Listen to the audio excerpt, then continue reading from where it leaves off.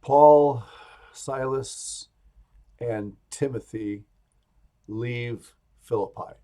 Now, you'll notice I left off the name of Luke.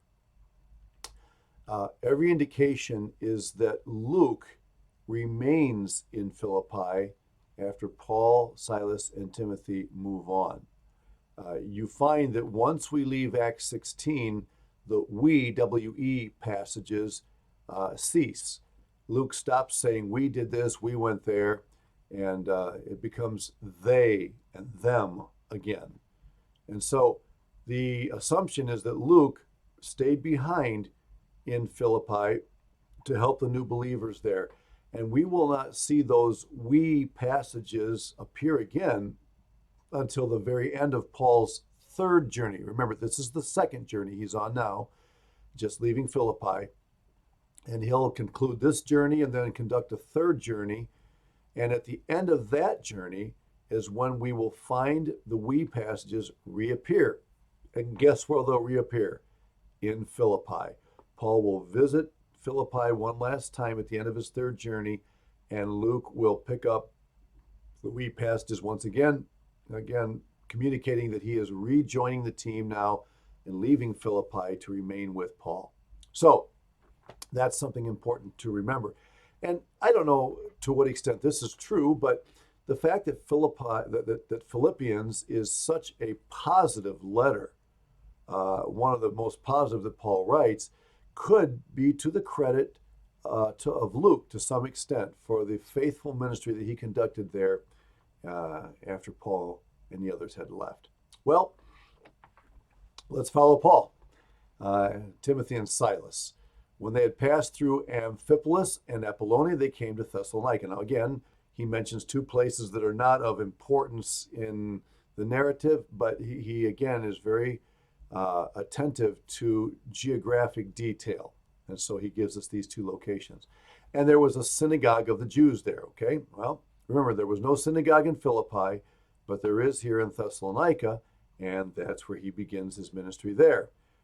So to see these locations here that Luke has mentioned, they leave Philippi there on the upper right, and they head through Amphipolis and Apollonia and come to Thessalonica. Now, one thing that you should be aware of is that the road that they are following here is probably one of the most, if not the most famous road in that part of the Roman world.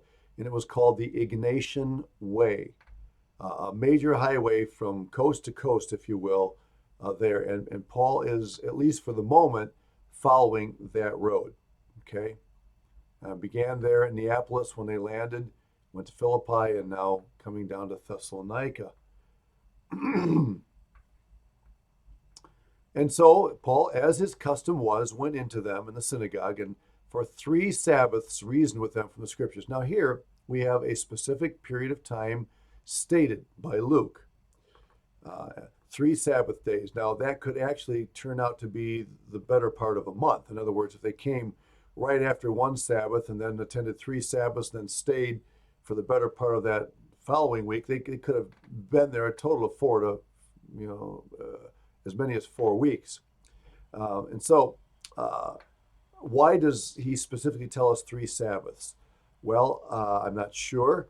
Paul has not done well in Sabbath ministry in terms of being accepted and being able to continue on. Perhaps this is the first time in the narrative of Acts that Paul has actually sustained 3 Sabbath weeks in a row without being kicked out. And he may make that point because of that. And he's explaining and demonstrating that the Christ had to suffer and rise from the dead, and saying, this Jesus whom I preach to you is the Christ. Now, I may have mentioned this in an earlier lecture. If you happen to be using the Christian Standard Bible, this is the New King James here, you may notice that the word Christ in verse 3 is actually translated Messiah twice there. And that's because the Christian Standard Bible will do that when the context is a Jewish one. So here's Paul in the synagogue, a Jewish context, and he is preaching. And so the word Christos in the Greek would more conveniently be translated Messiah, because Christos means anointed one, just like Messias in the and the Hebrew means anointed one as well. Okay, and notice the emphasis on the resurrection from the dead there. I've underlined that in verse 3. The resurrection of the dead, a very important, prominent theme in the book of Acts. And what's the result? Well, pretty much the same as he's seen it in other places. Some were persuaded, and a great multitude of devout Greeks, again, these are Gentiles who are interested in Judaism, and not a few of the leading women joined Paul. Now, I've mentioned women to you before, and I'll give you another shot at the passages here in the book of Acts where women are mentioned. And again, I just want you to remember that even at that time, in Roman society and earlier in the Greek world, women were already being recognized for their abilities and even their capacity to be leaders in certain contexts. And so that's something for you to keep in mind. All right. So on your map, let's add the city of Thessalonica. Now you see there at the top of your screen in the middle, Philippi. So go down a little bit and to the left, and right there, the coastal city of Thessalonica. Now, Thessalonica still exists today, and I'll show you a picture in just a moment.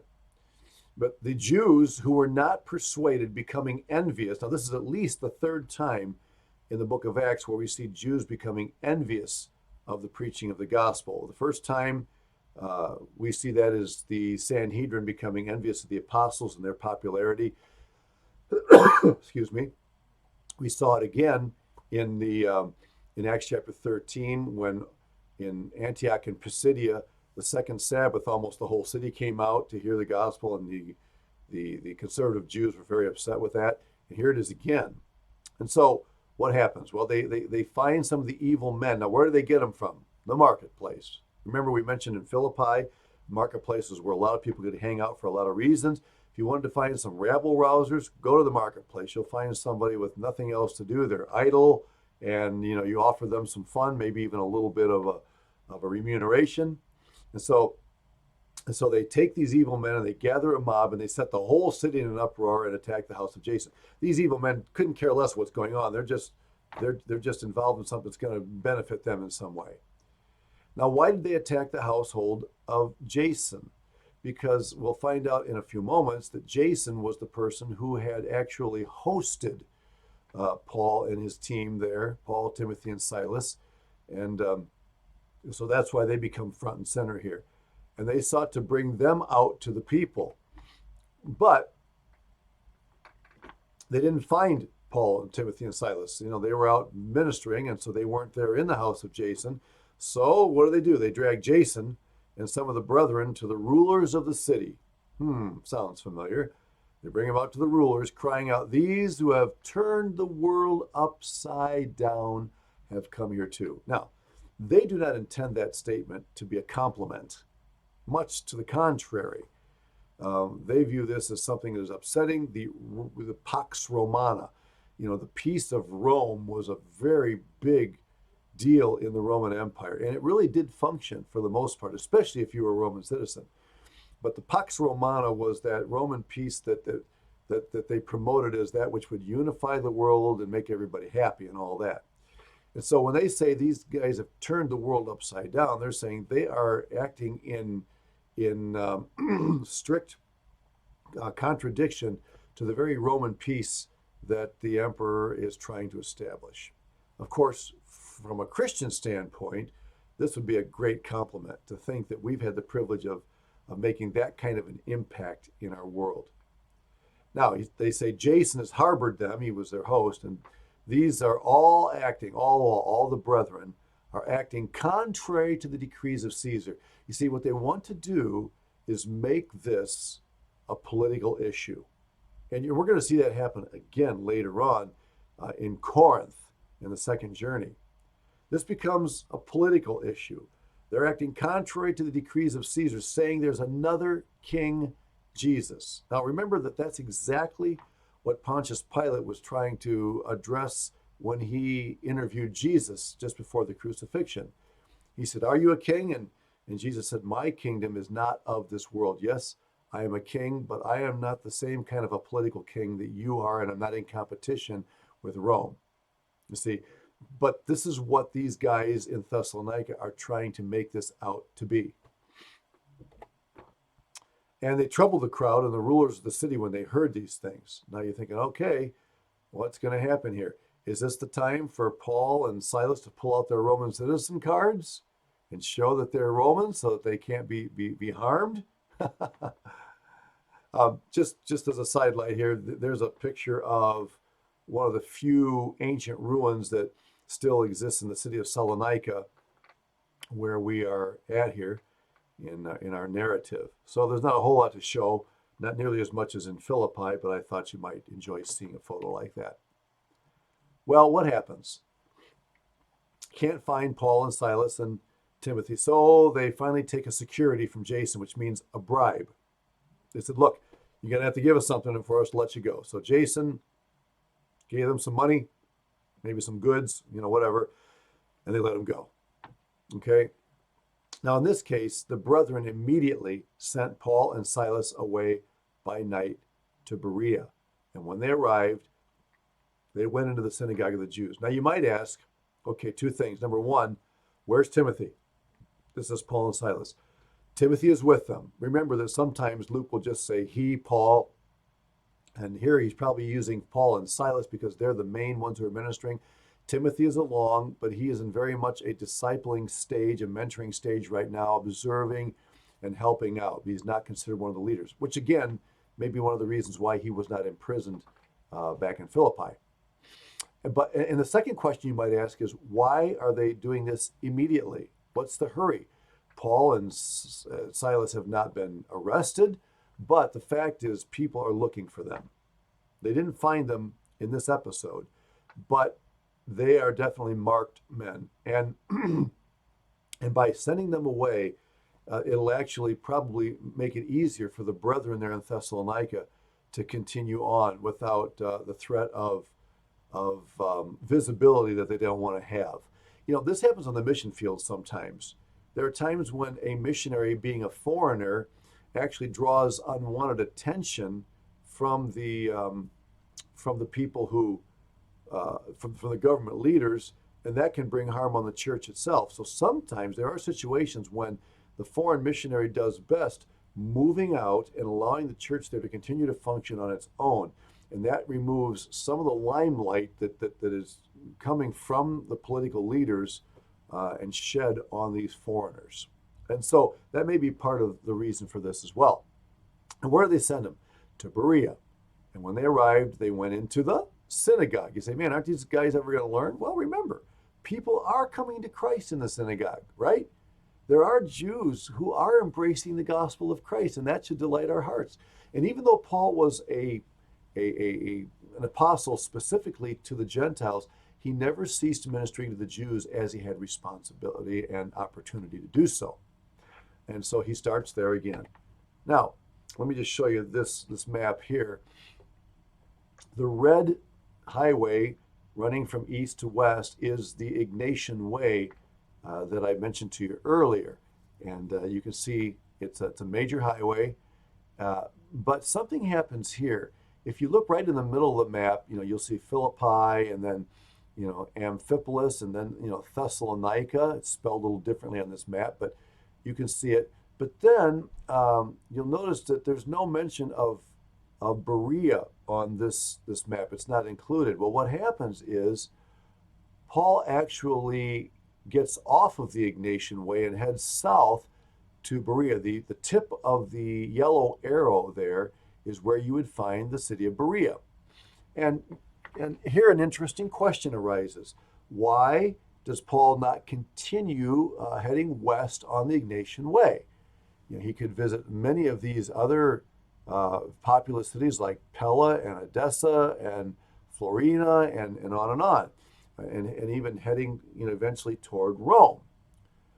And again, the answer to that question is not given, but I have a hunch. And my hunch is that Paul has a desire to visit Achaia. Remember, he's in Macedonia, which is modern-day northern Greece, and Achaia is southern Greece. And down in Achaia, you find two very, very important cities in the Roman Empire, and they are Athens and Corinth. And so I'm wondering if the reason that Paul gets off of the Ignatian way is because he really wants to head down that way eventually. Again, I'm speculating, but at least it's something to consider. So they go to Berea and they discover something that they really haven't seen before in the synagogues. In fact, it's a refreshing change for them. They noticed that these synagogue people were more fair-minded. Now, the King James says more noble. The idea is that they were much more, well, fair-minded is really a very way to put it. They weren't just hot-headed and hating, this new message. They were willing to receive the word with all readiness, okay, and searched the scriptures daily to find out whether these things were so.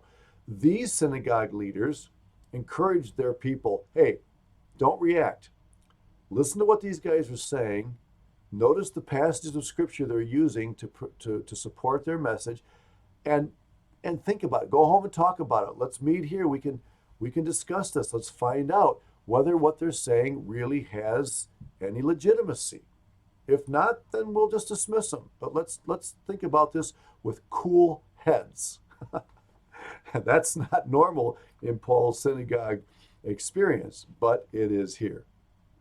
And therefore, look at many of them believed, and also not a few of the Greeks, prominent women as well as men. And we'll come back in the next video and talk about what ends up happening here in Thessalonica and where Paul heads next.